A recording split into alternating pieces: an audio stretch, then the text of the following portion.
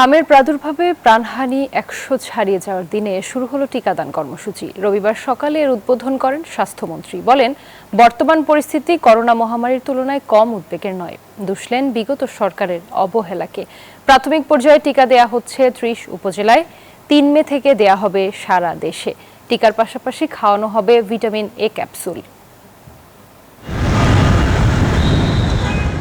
ঢাকার নবাবগঞ্জের উপজেলা স্বাস্থ্য কমপ্লেক্স। রবিবার সকালে সন্তানদের নিয়ে অভিভাবকদের অপেক্ষা। দেশজুড়ে দেখা দিয়েছে হামের প্রাদুর্ভাব, তাই সবার কপালেই চিন্তার ভাঁজ। বাচ্চার বয়স 16 মাস, বাচ্চার হাম এখন অনেক ছড়িয়ে পড়তেছে, এই কারণে আমরা ভ্যাকসিনটা দিলাম সুরক্ষার জন্য। এটা তো সব মায়েদেরই চিন্তা, বাচ্চার এই রোগটা ছড়িয়ে পড়তেছে হাম সম্পর্কে, এর জন্য টিকা দিতে আসছি। যে টিকাটা বাকি আছে ওইটাকে নাকি হামের টিকা, এবং সতর্ক হওয়ার জন্যই বাচ্চাকে নিয়ে আসছি আর কি। প্রকোপ মোকাবিলায় ফিরল হামের টিকাদান কর্মসূচি। উদ্বোধন Bashundhara public school and college. 2026 শিক্ষাবর্ষে ভর্তি চলছে করলেন স্বাস্থ্যমন্ত্রী।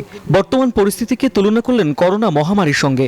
এটা একটা ভয়াবহ রোগ, করোনার চেয়ে কোনো অংশে কম না, এবং বাচ্চাগুলি বিশেষ করে আমাদের ভবিষ্যৎ প্রজন্ম যে কষ্ট পায়, যেভাবে মৃত্যুর কুলে ঢলে পড়ে, এটাকে খুব মিসহ্যান্ডেল করেছে অতীতে সরকারগুলি।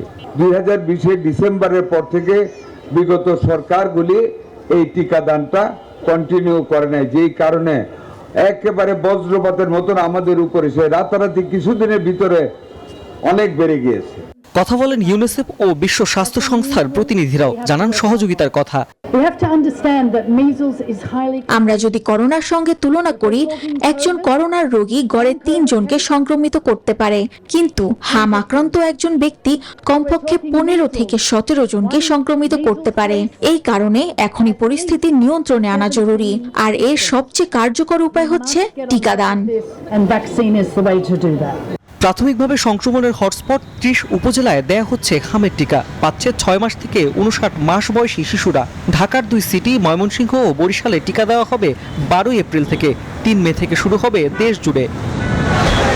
স্বাস্থ্য অধিদপ্তরের পরিসংখ্যান বলছে 15 মার্চ থেকে 4 এপ্রিল পর্যন্ত এই 20 দিনে 98 জন শিশু সন্দেহজনক হাম রোগে আক্রান্ত হয়ে মারা গিয়েছে, আর নিশ্চিতভাবে 16 জন।